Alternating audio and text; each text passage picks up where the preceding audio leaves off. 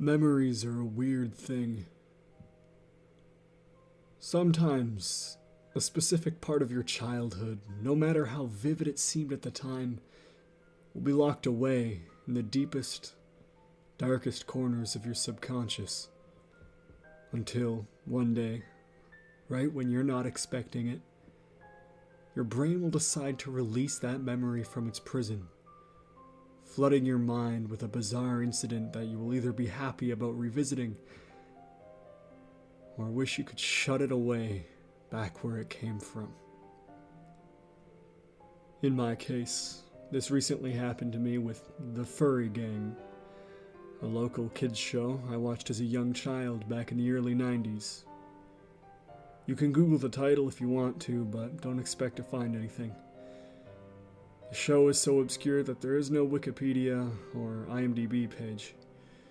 No screen caps or clips on YouTube, but maybe you'll find someone who grew up in the same area as me and watched it and remembers it. But that's all the info you're gonna get. I remember that when we were kids, we didn't have actual cable at our place. If we wanted to watch something on Nickelodeon or Fox Kids, we'd have to go over to a friend's house. All the shows we watched at home were the cheap, locally produced kind. And the one we watched the most was the Furry Gang. The Furry Gang was a stop-motion series about a bunch of animals, such as dogs, cats, mice, rabbits, and squirrels, who hung out together and got into all sorts of silly antics.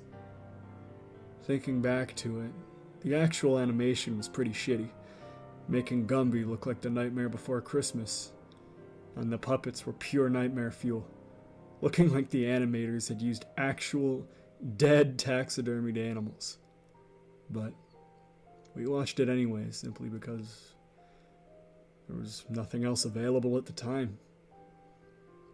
After my dad got a new job and we moved to a bigger place with proper cable, I forgot about the show for well over 20 years. It wasn't until I dug through a bunch of old childhood photos yesterday that memories began flooding back. One of the photos I found was of our childhood cat, Amber. I remembered the time Amber ran away from home and never came back. We went around the neighborhood and called for her, even put up missing cat posters, but we never saw her again. I remember about a year later, when me and my brother were watching a new episode of the Furry Gang, where a new cat character was introduced. We pointed out that the character looked exactly like Amber, complete with the exact same facial markings, and markings on the neck as well.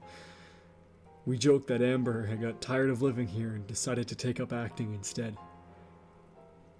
We were too young to realize the implications at the time.